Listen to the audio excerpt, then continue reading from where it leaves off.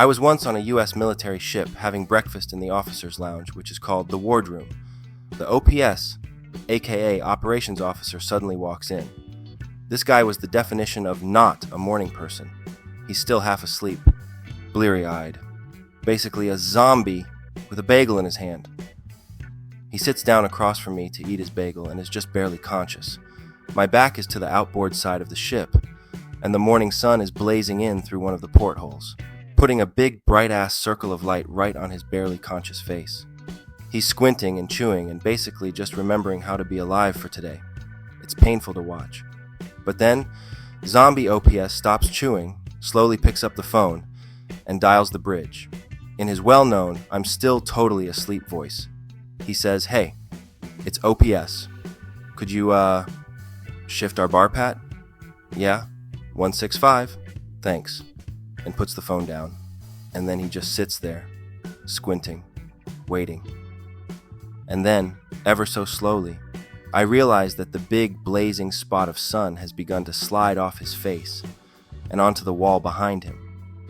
After a moment, it clears his face and he blinks slowly a few times, and the brilliant beauty of what I've just witnessed begins to overwhelm me. By ordering the bridge to adjust the ship's back and forth patrol by about 15 degrees, he's changed our course just enough to reposition the sun off of his face. He's literally just redirected thousands of tons of steel and hundreds of people so that he could get the sun out of his eyes while he eats his bagel. I am in awe. He slowly picks up his bagel, and for a moment I'm terrified at the thought that his own genius may escape him, that he may never appreciate the epic brilliance of his laziness, since he's not going to fully wake up for another hour. But between his next bites, he pauses, looks at me, and gives me the faintest sly grin before returning to gnaw slowly on his zombie bagel. In college, we hooked up those hamster water bottles to our headboards with a wire so that we could drink from them when hungover. It enabled us to just open our mouth instead of having to move any other part of our body. We didn't get much water out of them, though. I ran out of clean bowls for cereal, so I lined the bowls with foil over the old food and made a bowl of cereal. After that, I threw away the foil and did it again the next day. When I was in college, I ordered pizza for delivery because I wanted cigarettes. I asked if there was a driver there that would pick me up some cigs for an extra $10 on top of his normal tip. Here's the thing. We had a Circle K right next door to my apartment complex. I could even see it from my window. These cigs cost me $33. Sitting on the couch, the TV remote was 2 feet out of reach, so I downloaded the remote control app instead. My husband did this, but I took advantage, so I'm guilty too.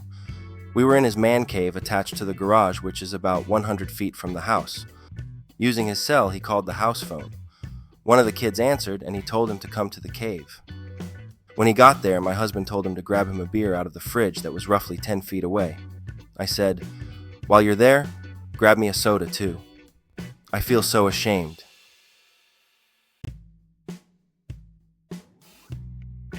I used to have one of those clap-on, clap-off lights in my room.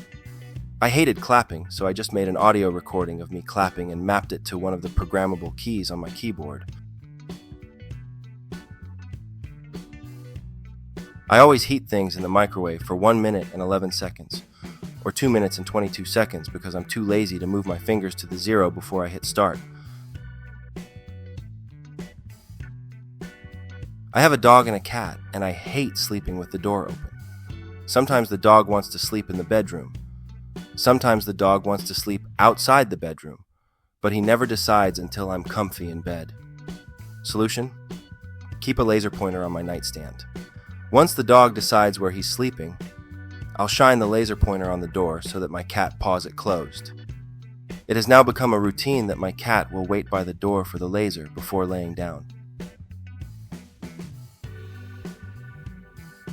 I was lying in bed with the light on and wanted to go to sleep with it off. I called my house from my cell phone and asked for myself in a disguised voice. When my mom came in to bring me the phone, I asked her to turn the light out when she left. Afterward, I hung up both phones and went to sleep.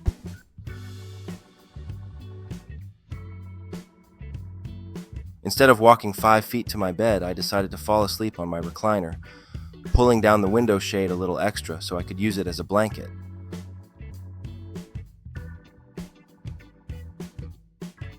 I once attached my dog's leash to my RC monster truck car and walked her around the cul-de-sac with it, all from the comfort of my living room. Don't judge.